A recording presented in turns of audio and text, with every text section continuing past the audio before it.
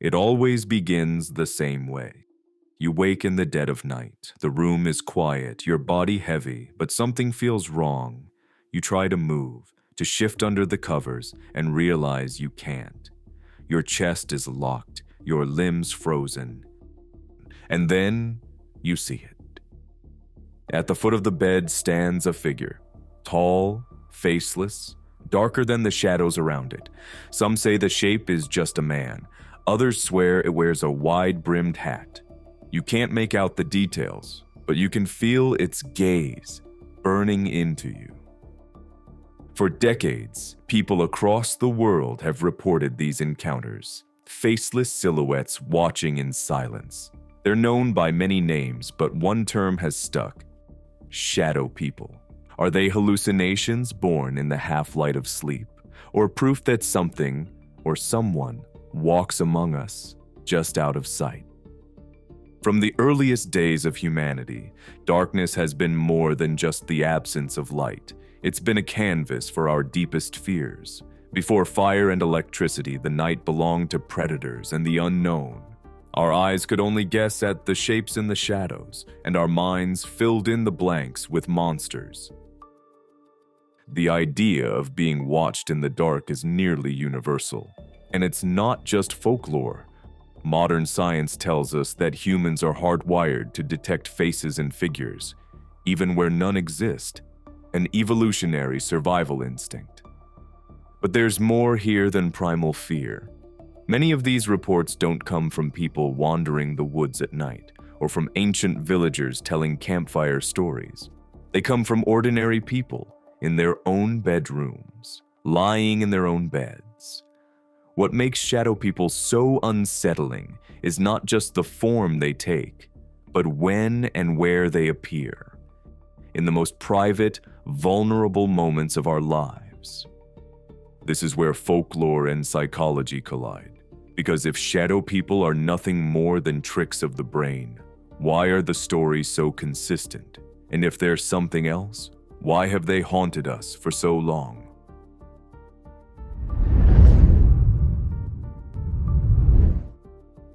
Before shadow people became a cultural phenomenon, the reports were quiet, scattered, and easy to miss.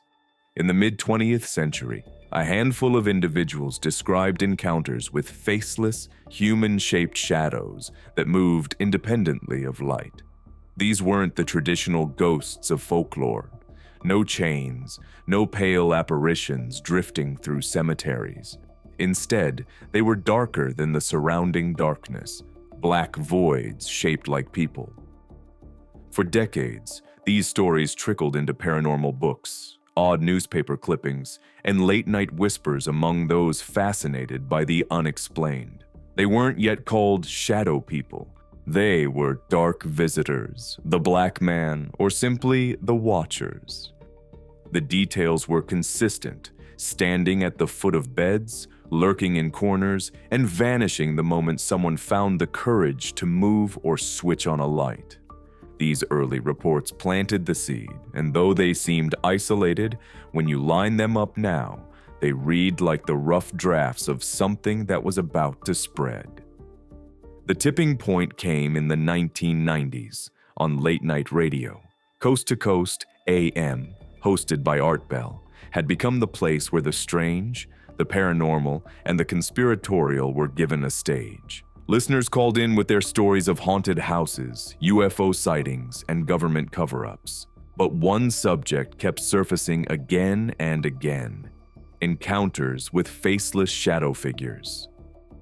The radio gave these accounts something they had never had before: an audience. Suddenly, listeners across the country realized they weren't alone. They had seen the same thing: the watchers in the dark, the shapes that stood silently at the edges of their rooms. Out of these conversations, a new figure emerged: the Hat Man. Unlike the vague silhouettes of earlier reports, this one had definition. A tall man in a wide-brimmed hat and what looked like a trench coat. He didn't just flicker in and out like a shadow. He lingered. He stood. He waited. And when people described him, the fear in their voices was undeniable. Television soon followed. Paranormal documentaries, ghost hunting shows, and paperback books amplified the phenomenon. Illustrations of shadow people appeared on covers. Reenactments showed shadowy figures creeping across bedrooms. The archetype was solidifying. What had once been scattered became a recognizable category of the paranormal. By the early 2000s, the internet poured gasoline on the fire. Message boards filled with threads where users shared their encounters, many discovering for the first time that their experiences matched others almost word for word. The name shadow people became fixed. On YouTube, early camcorder uploads claimed to show them caught on tape.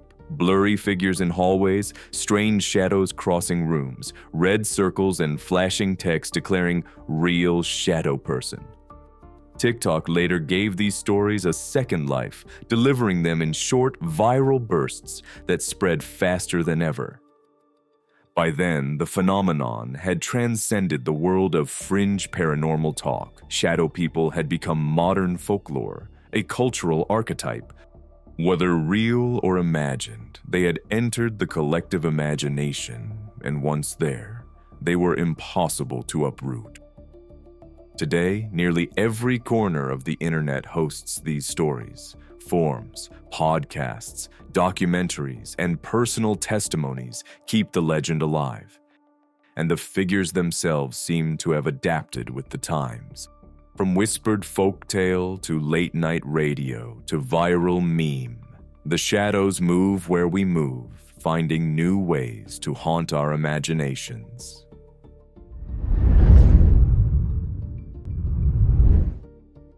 As the accounts spread, so did the evidence that believers hold up as proof.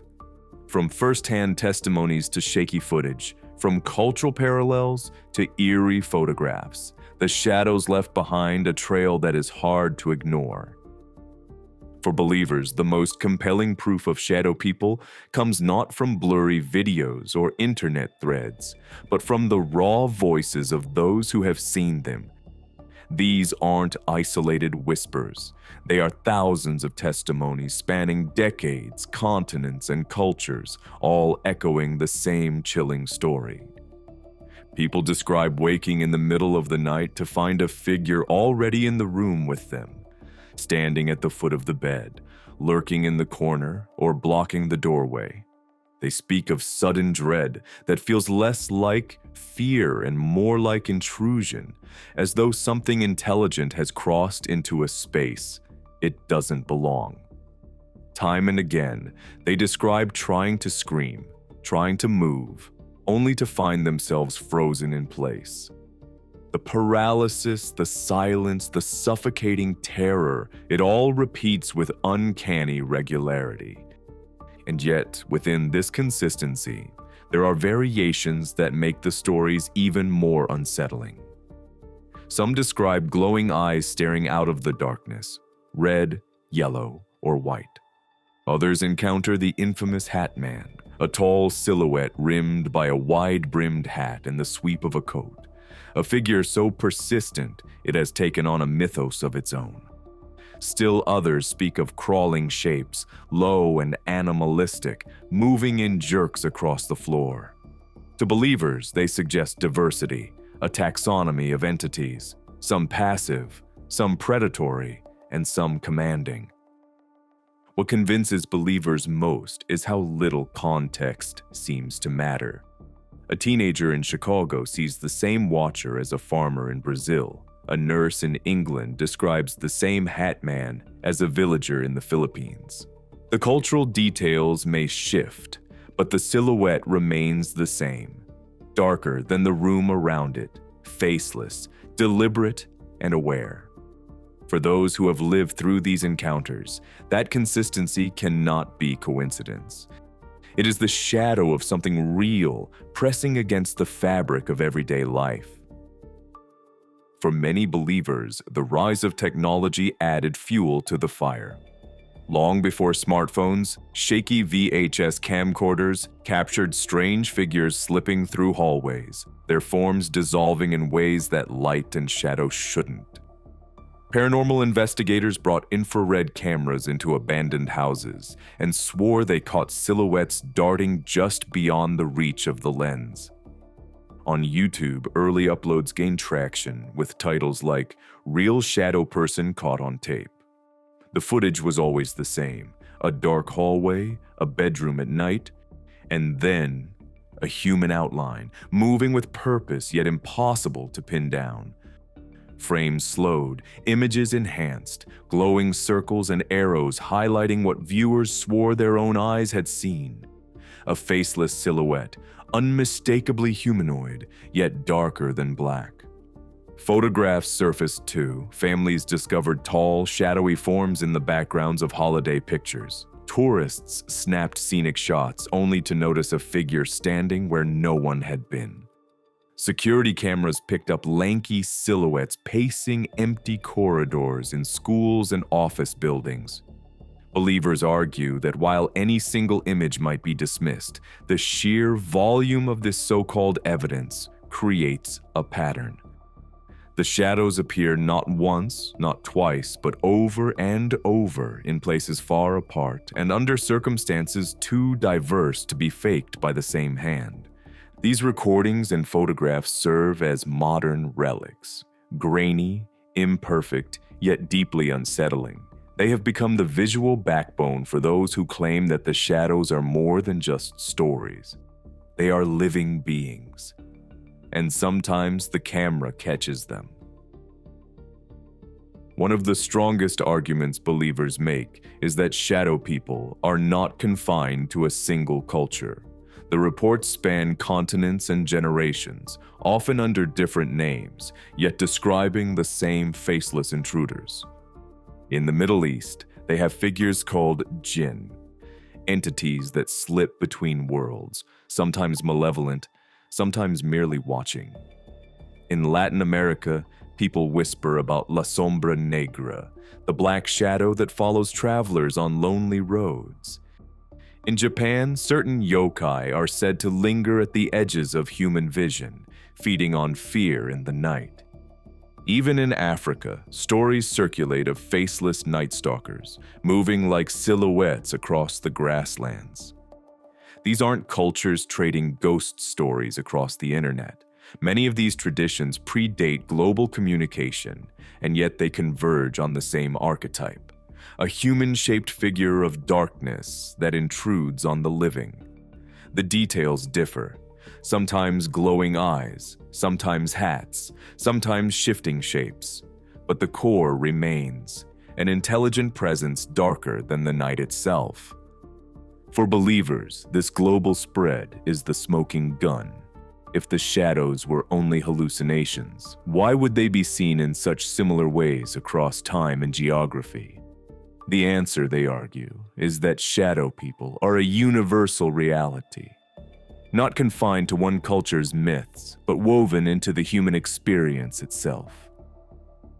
To those who accept the accounts, the consistency, the recordings, and the cultural echoes amount to more than coincidence. They are the backbone of belief.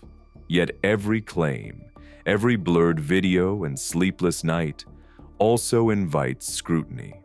For skeptics, what believers call evidence looks more like illusion, error, or imagination. And that is where the divide sharpens. The same shadow, seen two different ways.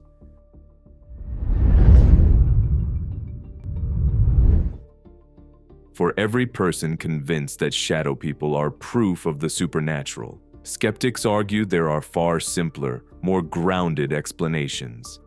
And when you line the claims up side by side, the mystery begins to look less like proof of another world and more like the tricks of a vulnerable mind.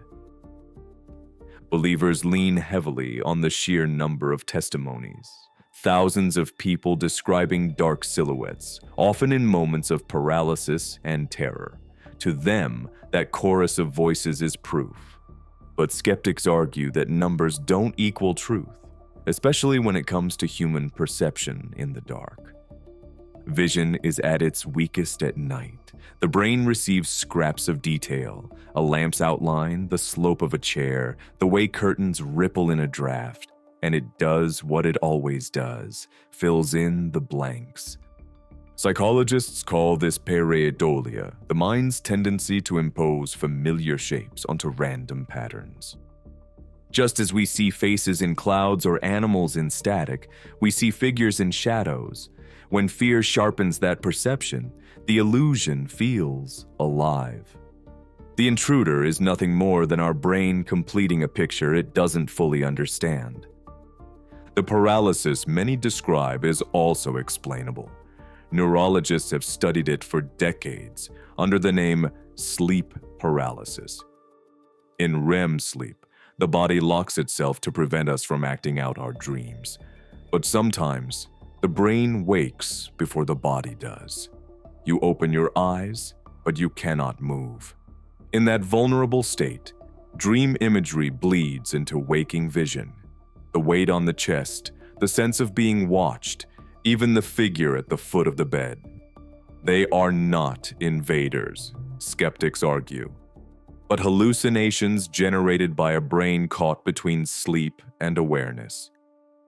Even the variations that believers treat as evidence, the Hat Man, glowing eyes, crawling shapes, skeptics see as proof of imagination at work.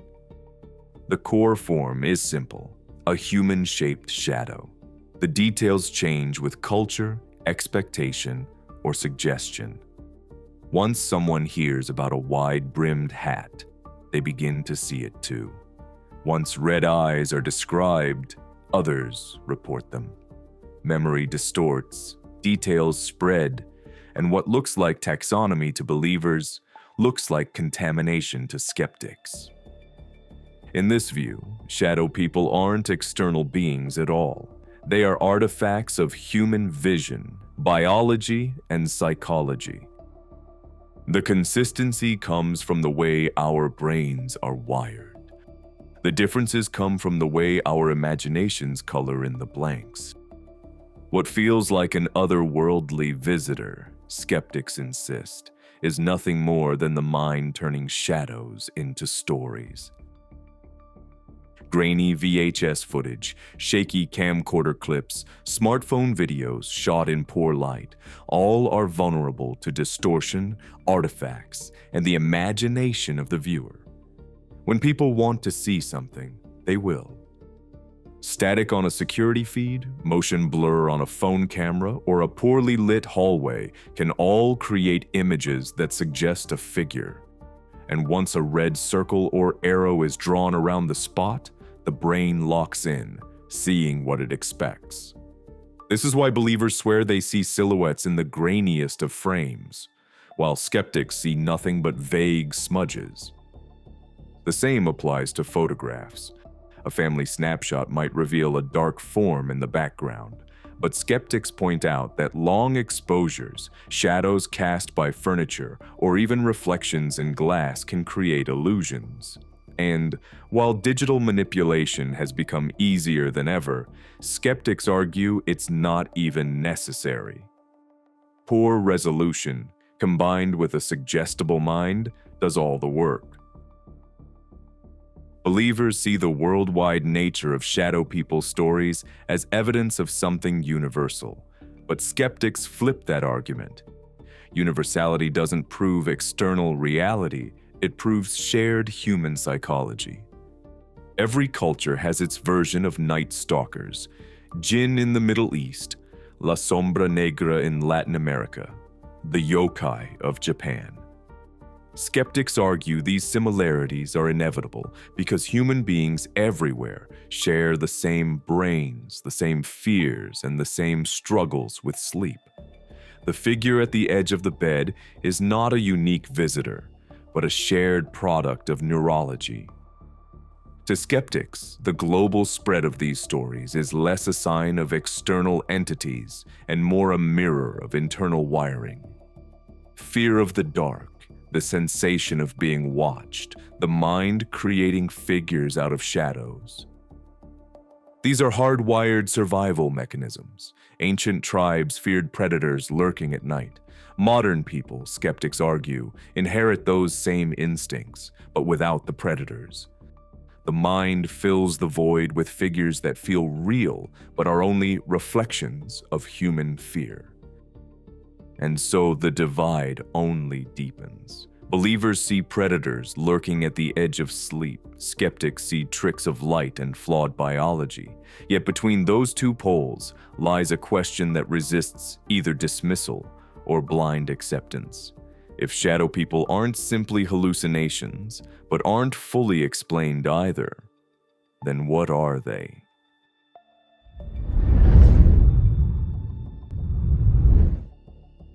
If skeptics dismiss shadow people as nothing more than hallucinations, believers argue the consistency and intensity of these encounters point to something else. And while no single theory has ever been proven, four major possibilities dominate the conversation. Paranormal entities.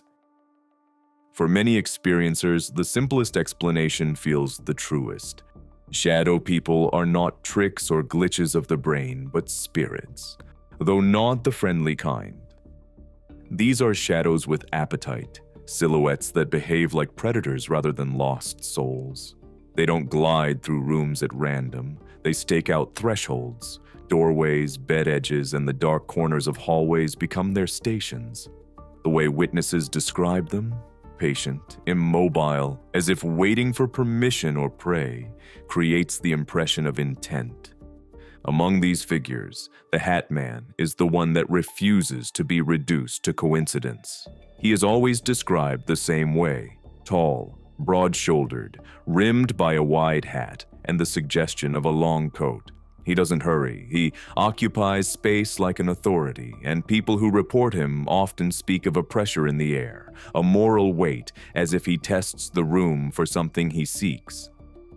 For believers, that repeated silhouette across dozens of stories is not cultural contamination. It's evidence of hierarchy. Hat Man is a commander figure. Other lesser shadows circulate around him. Fear is not a byproduct. It is currency. These entities appear when a person is most vulnerable, caught between sleep and wakefulness, paralyzed, unable to fight or flee. The panic, the spike of adrenaline, the raw terror, that is the experience they feed on. Repeat visitations, odd disturbances in a house, pets refusing to enter a room, those are taken as behavioral signatures, secondary evidence that something external is operating according to its own rules. When mapped onto older folklore, the pattern feels familiar. Jinn, night hags, and incubi share family resemblances. Visitations that come at night, pressure on the chest, a feeling of being watched. In this view, shadow people are simply the modern face of an age-old class of night entities. Rituals and protections, salt lines, prayers, smoke, are the pragmatic answer believers return to. Not because they have ironclad proof, but because those practices sometimes stop the visits, and people judge results more than explanations. Interdimensional beings. If the paranormal entity theory looks backward into folklore, the interdimensional theory looks forward into physics-flavored speculation. It imagines shadow people as visitors not from the past, but from an adjacent reality, a place that touches ours only at certain seams. In that model, the figure you see is not the whole creature. It is the shadow of a being whose true form exists on a plane our senses cannot fully capture. We register only the silhouette where the two realities intersect. This explains the odd paradox of these encounters. The figures are present and real enough to provoke terror, yet insubstantial enough to slip through walls or vanish when light is turned on. If we are looking at a thin cross-section of a foreign being, light, angles, and perception would naturally present it as a dark outline rather than a detailed body. The melting through walls problem becomes a feature. The figure merely moves back into its native coordinate system, leaving us with the impression that it phased away. Proponents use the peculiar timing of sightings as supporting logic. Moments of altered consciousness, sleep paralysis, near-sleep states, post-anesthetic confusion are precisely when the mind's gating of sensory input loosens, allowing faint, brief crossovers to register. In this telling, the threshold moments are windows.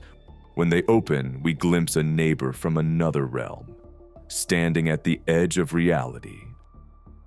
The interdimensional idea also reframes the Hat Man and other archetypes. Rather than commanding spirits, these could be patterns, stable cross-sectional impressions left by particular classes of beings that, from our vantage, repeatedly read as the same shape.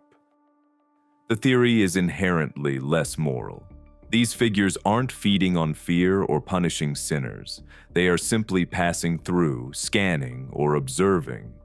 Indifferent to our interpretations, inscrutable in motive. It's chilling because it replaces malice with apathy, something vast and other that looks at us briefly, like a scientist glimpsing an experiment.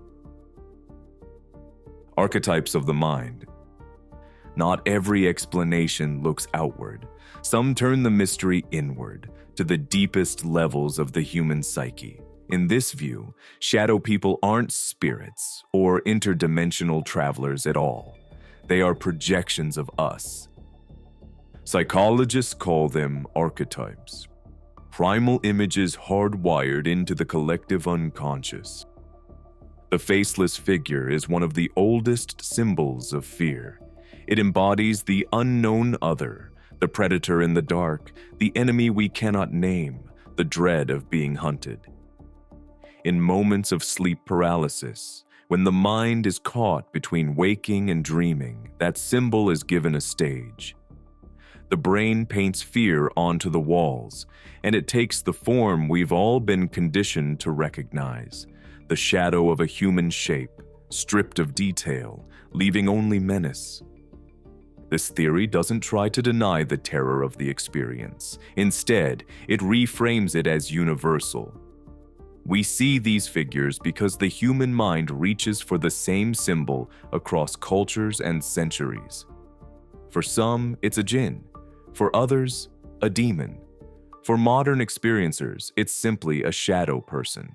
But in every case, the silhouette is less a visitor from outside than a reflection of what lives in us already.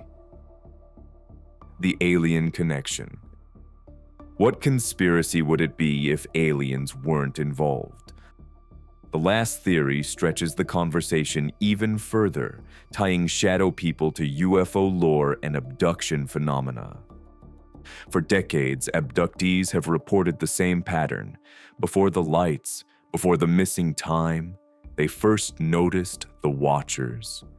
Faceless silhouettes in their bedrooms, standing still, often just inside the doorway. Believers argue these are not spirits or dreams, but scouts, forerunners in the abduction process. The reason they appear as shadows is not because they are made of darkness, but because our senses fail to interpret them correctly. What we see as a flat silhouette might actually be the outline of something alien, compressed by our brains into the simplest possible image. The link grows stronger when you look at overlapping details: paralysis, feelings of dread, the sense of being observed, even glowing eyes in some reports. All of these echo descriptions from classic abduction accounts. If this theory's right, shadow people are not supernatural at all. They are part of a larger pattern of contact, not ghosts, but non-human intelligence. And in that frame, the shadows are not just frightening. They are reconnaissance. Someone, or something, is watching. Together, these theories stretch from the spiritual to the scientific, from the psychological to the cosmic. None can be proven, but each offers a different lens for understanding why the same faceless silhouettes continue to appear in stories across the globe.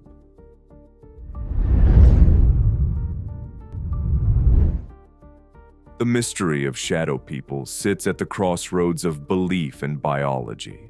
On one side, skeptics explain them as the predictable byproduct of sleep paralysis, pareidolia, and a mind primed by culture to expect monsters in the dark.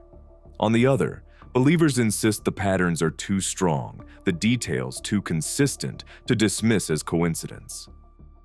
What makes shadow people endure isn't just the stories themselves, but what they represent. They embody our most primal fear: being watched, vulnerable, in the dead of night. They surface when the body betrays us, frozen in paralysis, unable to move, at the very moment when the imagination runs wild. And yet the reports refuse to fade. They adapt, evolve, spread through new platforms, and continue to spark the same question people have asked for decades. What did I really see? So, what do you think? Are shadow people proof that something watches us from the darkness? Or are they nothing more than tricks of the mind, given life through fear and folklore? Let me know what you believe down in the comments. And if there are other topics and mysteries you'd like me to explore in the future, I'd love to hear your suggestions. If you enjoyed this deep dive into the unknown, don't forget to like, comment, share, and subscribe. It helps the channel grow, and it means I can keep bringing you stories that challenge the way we see history and reality.